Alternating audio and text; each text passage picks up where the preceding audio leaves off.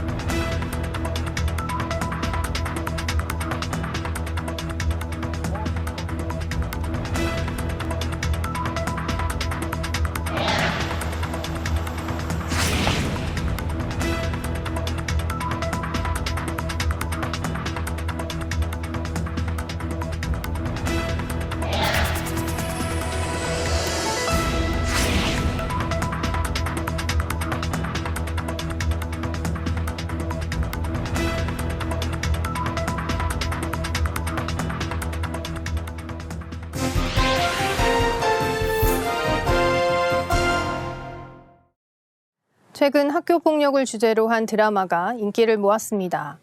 정치권에서는 공직기용 과정에서 자녀의 학교폭력 사건이 제기되어 후보자가 낙마하는 일도 있었습니다. 학교폭력에 대한 사회적 경각심이 높아지고 있는데요. 지난 12일 정부가 학교폭력 근절 종합대책을 내놓았습니다. 이와 관련하여 보도한 13일 뉴스투나잇 살펴보겠습니다.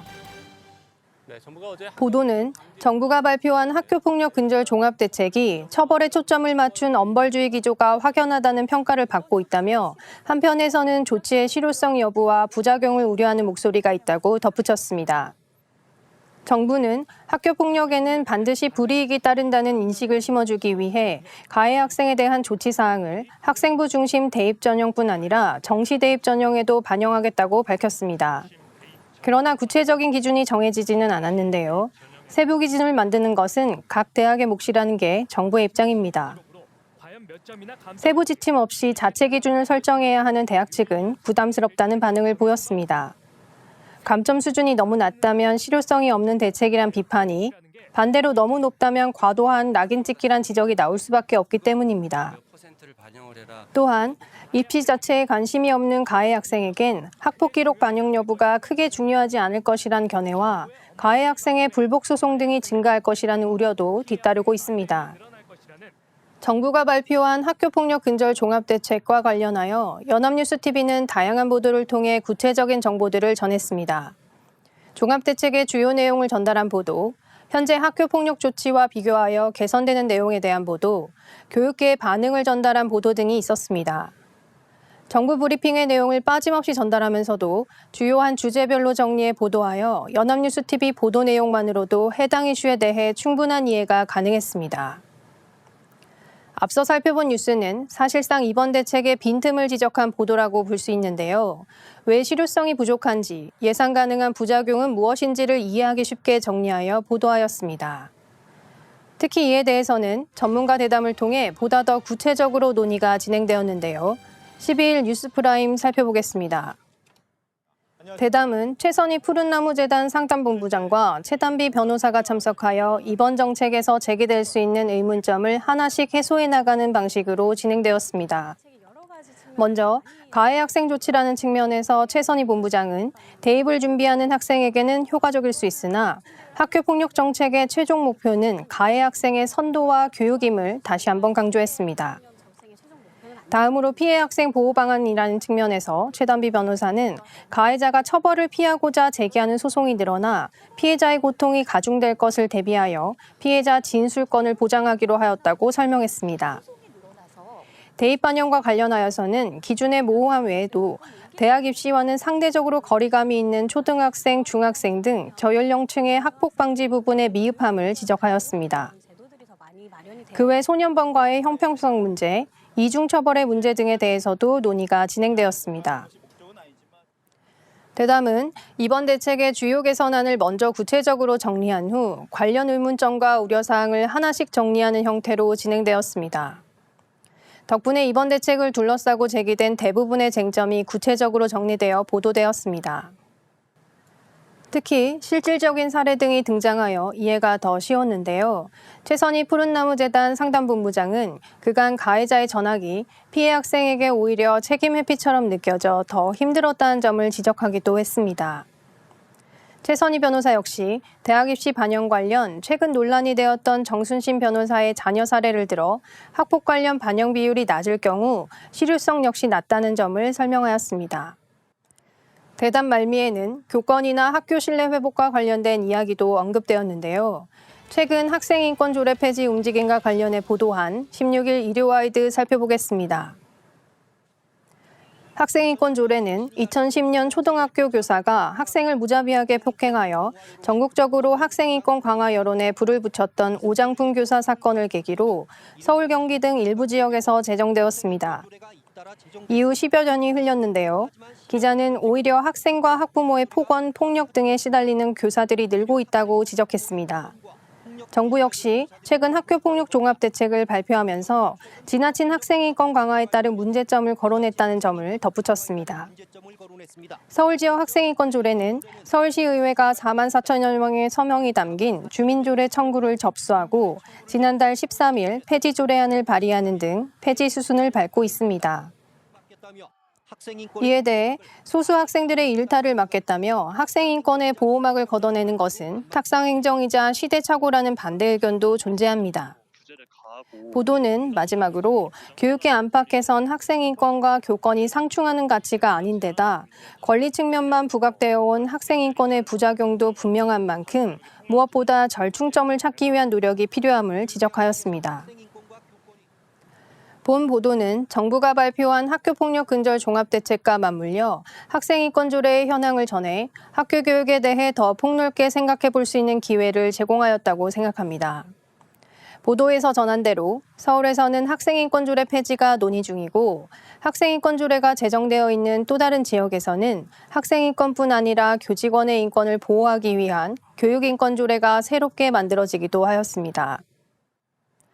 다만 학생인권과 교권이 상충하는 가치가 아니라고 기자 역시 마지막에 언급하였으나 사실상 전반적인 보도 내용이 학생인권과 교권이 상충하는 것처럼 비칠 수 있어 중요한 보도임에도 불구하고 표현상에 약간의 아쉬움이 있었습니다. 향후 기회가 된다면 폐지 수순까지 가게 된 쟁점은 무엇인지, 특히 문제가 되었던 조례안 등은 무엇이었는지 등에 대해 전달해 주신다면 해당 이슈를 이해하는 데 더 도움이 될 것으로 보입니다. 최근 10대 학생들의 안타까운 사건이 연이어 있었는데요. 먼저 17일 뉴스투나잇 보도 내용 살펴보겠습니다. 서울 강남의 한 빌딩에서 10대 학생이 떨어져 숨졌습니다. A양은 며칠 전부터 극단적인 선택을 고민했던 것으로 알려져 있으며 해당 과정을 SNS 라이브 방송을 통해 생중계했습니다. 당시 A양의 라이브 방송을 20여 명이 실시간으로 지켜보고 있었는데요. 방송을 보다 사태의 심각성을 느낀 시청자들이 신고를 했고 투신 약 10분 전 경찰과 소방이 현장에 도착했지만 A양의 극단적 선택을 막지는 못했습니다. 자살 사건을 보도할 경우 다른 보도보다 더 신중을 기해야 할 텐데요. 10대 자살 사건은 시청자들에게 더 많은 안타까움과 충격을 줄 수 있을 뿐 아니라 특히 또래에게 부정적인 영향을 미칠 수 있어 주의가 필요합니다. 본 보도의 경우 SNS 생중계라는 자극적인 요소가 헤드라인에서 강조되었고 보도 내용에서도 라이브, 실시간, 시청자 등 관련 내용이 지속 언급되어 아쉬움이 남습니다. 또한 본 사건과 실제로 관련이 있는지 확인되지 않은 또 다른 투신 소동이 함께 언급되고 자살 명소와 같은 단어가 보도된 점 역시 주의가 필요해 보입니다. 자살 보도 권고 기준에서도 이와 같은 자극적인 표현을 삼갈 것을 제안하고 있습니다.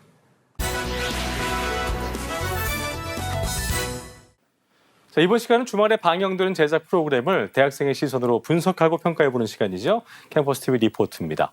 이번 주에는 한국외대 오다영 학생과 함께하겠습니다. 어서 오십시오. 안녕하세요. 네, 자, 다영 학생 지난주 어떤 프로그램 모니터링했습니까? 네, 저는 매주 일요일 오후 12시 40분에 방송되는 풍경여지도를 모니터링했습니다. 지난 9일에 방송된 풍경여지도에서는 영양과 추억이 함께 녹아있는 충청남도 금산군에 대해 다뤘습니다. 그럼 자세한 모니터링 내용 지금부터 전해드리겠습니다.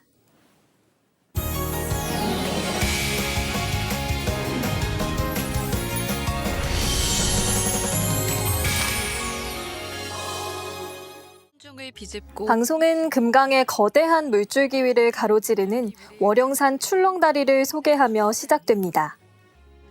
400여 개의 계단을 꼬박 올라야 닿을 수 있지만 그 노력이 아깝지 않을 정도로 장관이 펼쳐지는 이곳. 300m에 달하는 길이의 다리가 주탑도 없이 놓여 있어 더 강하게 출렁거리니 아찔함이 2배가 된다고 하는데요. 하지만 매주 전문가들의 점검과 성인 1,500명이 동시에 지나갈 수 있도록 설계되어 있어 걱정할 필요가 없다고 합니다. 금산을 대표하는 인삼의 황금색을 입혀 고운 빛깔을 자랑하는 다리는 달을 맞이하는 산이라는 월영산과 부엉이를 닮은 부엉산을 이어주는 오작교 역할을 한다고 하는데요. 45m의 아찔한 높이에서 굽이치는 금강과 깎아지른 듯 솟구친 바위산의 절경을 한눈에 담을 수 있다고 합니다. 단지 눈호강만 선사하는 곳이 아닌 금강. 출렁다리에서 내려오면 금강에서 건져 올린 동자개와 붕어 등 민물고기를 푹 고아낸 어죽을 맛볼 수 있다고 하는데요. 민물고기와 인삼의 이상적인 조합을 뽐내는 어죽은 인삼 고명까지 팍팍 더해줘야 비로소 금산만의 인삼 어죽이 된다고 합니다. 부드러운 어죽과는 또 다른 매력을 가진 바삭한 식감의 도리뱅뱅이. 작은 민물고기를 프라이팬에 둥글게 빙 둘러 기름에 튀기듯 구워 먹는 별미로 둘레를 뜻하는 방언 도리와 둘러싼 모양을 표현한 뱅뱅을 합쳐 도리뱅뱅이라고 부르게 됐다고 합니다. 바삭하게 튀겨진 빙어 위에 새빨간 고추장 양념을 둘러주고 깻잎과 양파를 곁들여주면 겉은 바삭하고 속은 촉촉한 별미가 탄생한다고 합니다. 우리나라 최초 인삼 재배지로 알려진 금산에는 오랜 역사를 지닌 수삼 전문 시장이 자리하고 있다고 하는데요. 인삼은 수증기로 쪄서 말린 홍삼과 껍질을 벗겨 햇볕에 말린 백삼 등 가공 방법에 따라 이름도 효능도 달라진다고 합니다. 직접 재배에 도전해 볼 수 있는 인삼도 있다고 하는데요.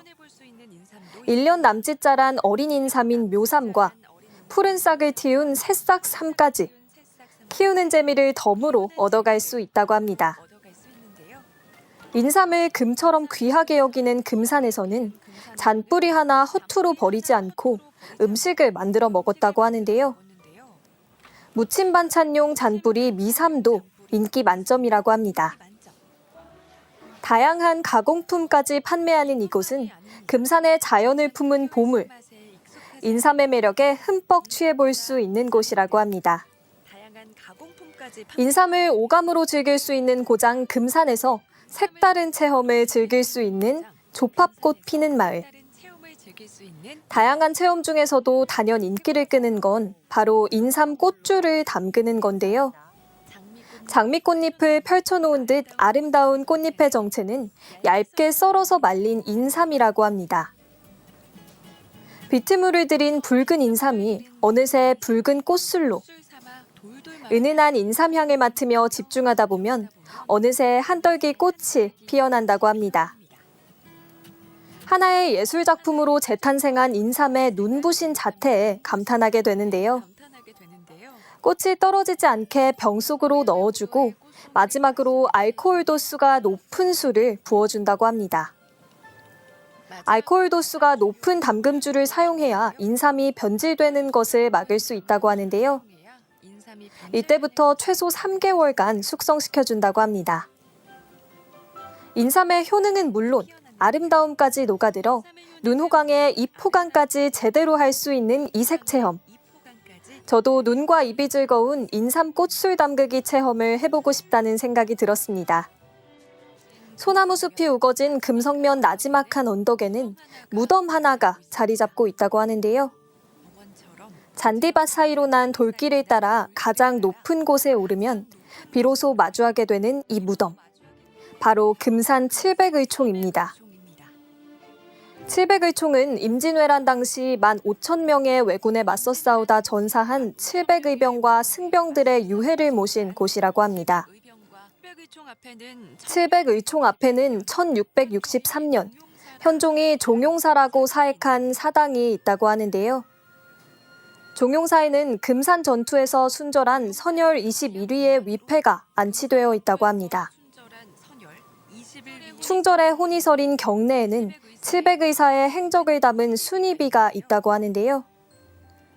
일제강점기에 금산경찰서장에 의해 폭파되는 순환을 겪었던 순위비.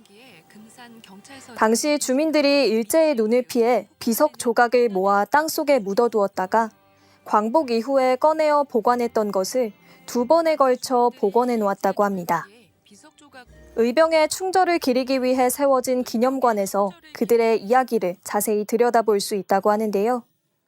의병장 조헌 선생의 일생을 기록한 그림과 선조대왕이 조헌 선생에게 벼슬을 내리며 왜군을 몰아내고 국권을 회복해 줄 것을 당부한 교서가 전시된 이곳. 그들의 혼이 깃들어 있는 700의총에서 그 숭고한 희생 정신을 되새겨볼 수 있다고 합니다. 금강 물줄기를 따라가며 명산이 빚어낸 황홀경에 빠져보고 금수강산이 키워낸 인삼의 건강한 향기에 반하게 되는 곳. 충청남도 금산군에 대한 소개를 마치며 방송은 마무리됩니다. 자, 모니터링 내용 잘 봤습니다. 다영 학생 이번 풍경지도 보면서 어떤 점이 가장 인상 깊었습니까? 네, 저는 금산을 대표하는 인삼을 활용한 이색 체험이 가장 인상 깊었습니다. 지역을 대표하는 인삼을 단순히 판매하는 데서 그치는 게 아닌 이를 활용해 꽃술 담그기와 같은 특색 있는 체험을 제공한다는 점이 흥미로웠는데요. 저도 꼭 금산군에 방문해 이색 체험을 즐겨보고 싶다는 생각을 했습니다. 그랬군요. 자, 그럼 마지막으로 이번 풍경지도에 대한 다영 학생의 한 줄 평 들어보겠습니다. 네, 저의 한 줄 평은 건강한 인삼의 향기와 금강의 물줄기를 따라 여행을 떠나볼 수 있는 충청남도 금산군입니다. 네, 공감할 수 있는 한 줄이군요. 지금까지 한국외국어대학교 오다영 학생과 함께했습니다. 오늘 말씀 고맙습니다. 고맙습니다.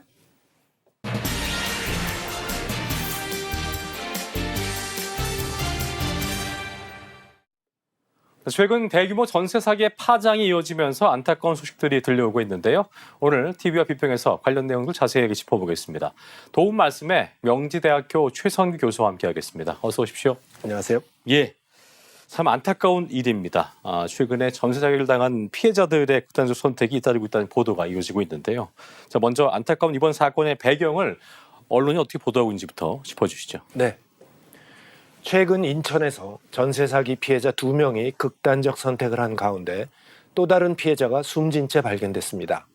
지난 17일 인천 미추홀경찰서에 따르면 이날 오전 2시 12분께 인천시 미추홀구 아파트에서 의식을 잃은 채 쓰러진 A씨를 그의 지인이 발견했습니다. A씨는 119 구급대에 의해 병원으로 옮겨지던 중 숨졌습니다. 그의 집에서는 손글씨로 종이에 경제적으로 힘들다고 쓴 유서가 함께 발견됐습니다. 조사 결과 A씨는 전세 사기 피의자 남모 씨로부터 전세 보증금을 돌려받지 못한 피해자였으며 앞서 경찰에 신고도 한 것으로 파악됐다고 연합뉴스는 보도했습니다. 미추홀구 전세 사기 피해 대책위원회에 따르면 A씨는 2019년 9월 보증금 7,200만 원을 주고 아파트 전세 계약을 했고 2년 뒤 임대인의 요구로 재계약을 하면서 보증금을 9천만 원으로 올려줬습니다. A씨 집의 부동산 등기부 등본에 따르면 아파트 준공 시점인 2017년 7월 채권 최고액 1억 5,730만 원으로 근저당권이 이미 설정됐고 지난해 3월 경매에 넘어가면서 근저당권은 부동산 투자 유한회사로 이전됐습니다. A씨 집의 경매가 시작된 비슷한 시기에 이 아파트 전체 60세대도 통째로 경매에 넘어갔습니다. 소액 임차인은 주택임대차 보호법에 따라 전셋집이 경매에 넘어갔을 때 일정 금액의 최우선 변제금을 보장받습니다. 그러나 2017년 준공된 이 아파트는 전세 보증금이 8천만 원 이하여야만 최우선 변제금으로 2,700만 원을 보장받을 수 있는 탓에 사망 당시 A씨는 보증금을 한 푼도 돌려받지 못하는 상황이었습니다. 이날 A씨 집 현관문 앞에는 놓인 쓰레기 봉투에는 수도요금 체납을 알리는 노란색 경고문이 버려져 있었습니다. 피해대책위원회 관계자는 A씨는 평소 새벽에 일을 나가 밤늦게 퇴근하는 등 어렵게 생활하던 중에도 피해 구제를 받기 위해 백방으로 뛰어다닌 것으로 안다며 전세 사기 피해로 많이 힘들어했다고 기억했습니다. 실제로 그는 숨지기 전날까지도 회사에 출근한 것으로 알려졌습니다. 앞서 지난 2월 28일과 지난 14일에도 전세 사기 피해자 남모 씨로부터 보증금을 돌려받지 못한 20, 30대 피해자 2명이 인천에서 숨진 채 발견됐습니다. 해당 전세 사기 피해자 남모 씨는 공인중개사 등 9명과 함께 지난해 1월부터 7월까지 미추홀구 일대 아파트와 빌라 등 공동주택 161채의 전세보증금 125억 원을 세입자들로부터 가로챈 혐의 등으로 구속 기소됐습니다. 이번 전세 사기 등으로 이미 기소된 남모 씨 등 10명 외에 나머지 공범 51명도 현재 경찰 수사를 받고 있습니다. 경찰 관계자는 우선 1차로 10명을 검찰에 송치했고 추가로 공범들을 계속 수사하고 있다면서 전세 사기 혐의 액수는 계속 늘어날 전망이라고 말했습니다. 그랬군요. 자, 이렇게 전세 사기가 사회적 문제로 부상을 하자 정부가 여러 대책들을 내놨습니다만 피해자들이 큰 도움이 되지 않는다고 토로를 하면서 실효성 논란이 일고 있는 상황인데 정부 대책이 이미 내놓은 정부 대책 한계에 대해서 언론이 어떻게 보도를 하고 있습니까? 네. 지난해와 올해 초 정부가 전세 사기 피해 재발과 피해자 구제 방안을 쏟아냈지만 피해자들의 고통은 여전합니다. 당장 전세 사기 피해자 3명이 최근 2달 새에 잇따라 극단적 선택을 했습니다. 정부 대책에 구멍이 있는 게 아니냐는 평가가 나오고 있습니다. 피해자들은 근저당권이 설정된 전세 사기 집에 대해선 경매 중지 조처가 필요하다고 입을 모으고 있습니다. 정부는 추가 피해 여부에 촉각을 곤두세우면서도 뾰족한 방안은 내놓지 못하고 있다고 한겨레는 지난 17일 보도했습니다. 정부와 피해자 대책위원회 설명을 종합하면 최근 스스로 목숨을 끊은 피해자들은 모두 남모 씨의 임차인들입니다. 남 씨는 인천 미추홀구 일대에 2,700여 채의 주택을 보유했다가 임차인들의 보증금을 돌려주지 않아서 사기 혐의로 구속돼 기소된 인물입니다. 피해자들은 애초에 근저당권이 설정돼 있는 채로 전세 계약을 맺었습니다. 남 씨 등 사기 일당은 토지 매입비나 건설비 등 필요 비용을 금융권에서 조달하고 피해자들에겐 근저당권이 걸린 집을 싸게 임대하는 수법을 썼습니다. 다른 대표적인 전세 사기 사례로 수도권 일대 1,139채를 보유했다가 지난해 10월에 사망한 이른바 빌라왕 사건에선 사기 일당이 필요 비용 전부를 보증금을 통해 회수하는 시기라 근저당권 설정 문제는 상대적으로 적었던 것과 차이가 납니다. 정부 관계자는 근저당권이 설정된 채로 계약이 이루어져 계약 금액이 1억 원이 채 안 됐던 것이 미추홀구 전세 사기의 특징이라고 설명했습니다. 미추홀구의 전세 사기 피해자도 남 씨와 한패와 다름이 없는 공인중개사들이 근저당권이 있어도 안전한 매물이라고 안심시킨 뒤에 전세 계약을 유도했다고 했습니다. 이런 미추홀구 전세 사기의 특수성은 정부가 올해 들어 잇따라 내놓은 전세 사기 피해 구제 대책이 먹혀들지 않는 배경이 됐습니다. 정부의 대책은 주로 전세 계약 만료 뒤 전세 대출 만기 연장이나 저금리 대환 대출 공급, 낙찰 시에도 무주택자 자격 인정 등 경매로 피해액을 일부나마 회수하려는 이들에게 초점이 맞춰져 있었습니다. 피해자들이 경매에서 집을 낙찰받을 때까지 버틸 수 있는 시간을 대출 연장을 통해서 벌어주는 시기입니다. 반면에 미추홀구 피해자들은 근저당권 때문에 애초에 경매가 피해 구제의 방안이 되기 어렵습니다. 근저당권은 임차권의 보증금보다 권리 단계에서 앞서기 때문입니다.